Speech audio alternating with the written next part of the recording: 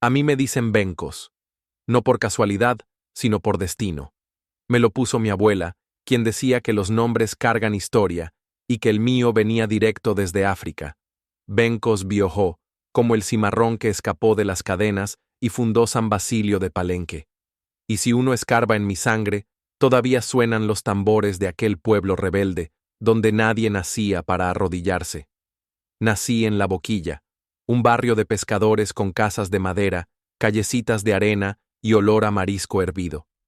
Ahí aprendí que la pobreza no es silencio, y que el tambor es más fuerte que cualquier reja. Mi abuelo, pescador viejo y curtido de sal, me enseñó que la música nos conecta con el más allá.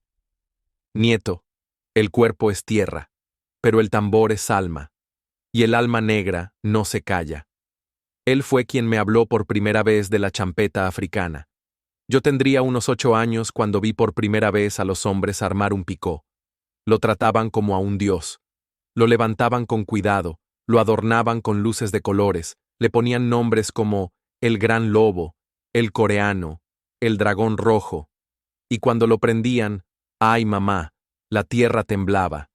Sonaba la guitarra eléctrica de Diblo Dibala, el bajo frenético de Kanda Bongo Man, los coros del soukous que hablaban en lenguas que no entendíamos, pero que el cuerpo traducía solito. Aquello no era solo fiesta, era evocación, era África llamando por bocina. Los discos llegaban por barco, traídos por marineros de Guinea, del Congo, de Haití, de Curazao.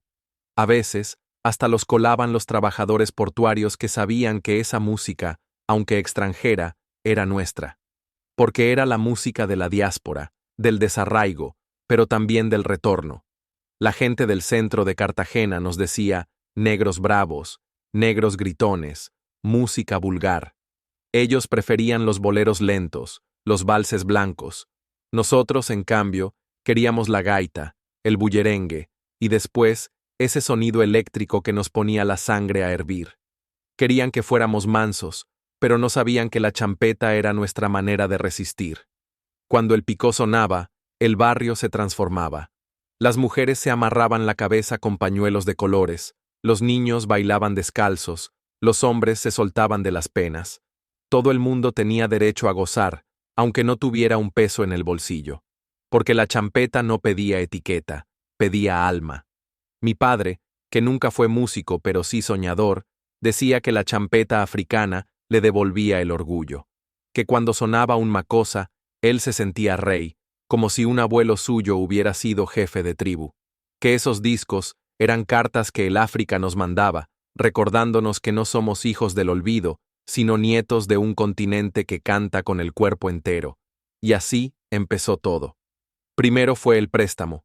Pusimos a sonar la música africana, la adaptamos, la sentimos. Luego, poco a poco, comenzamos a hacerla nuestra. Fue cuando surgieron los primeros sonidos de champeta criolla. Música hecha en el barrio, con letras en español sabroso, contando las cosas del día a día. Letras pícaras, alegres, atrevidas, a veces profundas. Se hablaba del amor, del desamor, del hambre, del mototaxismo, de la suegra, de la política, del polvo del barrio. Ahí nacieron Charles King, el Saiyajin, el Afinaíto, Anne Swing, Louis Towers, hombres que, sin conservatorio, crearon un lenguaje musical que no cabía en los estantes de los académicos. Usaban la guitarra eléctrica como lanza, la caja de ritmos como tambor de guerra y la voz como grito de dignidad. Pero no todo fue gozo. Durante años, la champeta fue marginada. La señalaban como música de delincuentes, de ignorantes, de barriobajeros. La policía perseguía las fiestas, decomisaba los picós, rompía los vinilos. Las emisoras de Cartagena se negaban a ponerla. La élite cartagenera prefería hacerse la sorda, como si esa música no existiera. Quieren matar el tambor, decía mi abuelo. Pero eso es como querer tapar el sol con la mano. Y tenía razón, porque lo que viene del pueblo no se borra con decreto.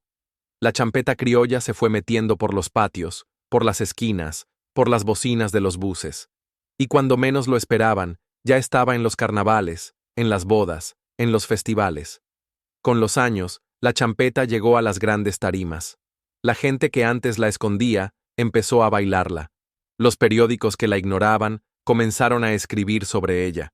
Y aunque algunos aún la miran con desprecio, la verdad es que la champeta ganó sin pedir permiso, como todo lo que nace de la raíz. Yo, Bencos, hoy viejo ya, con el pelo blanco pero el corazón danzón, lo veo claro.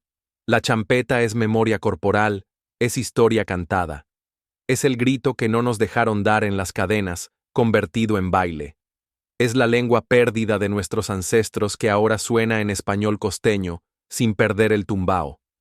Cuando suena una champeta en el mercado de Basurto, o en el barrio Olaya, o en La María, yo cierro los ojos y escucho el eco de África. No en nostalgia triste, sino en presencia viva, porque los pueblos que bailan su historia no mueren.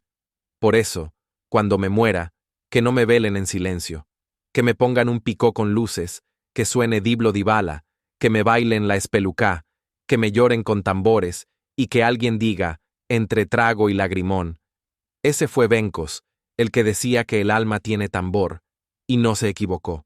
Historias y vivencias del Caribe colombiano. Autor, Héctor Palencia Salazar. Nos vemos pronto.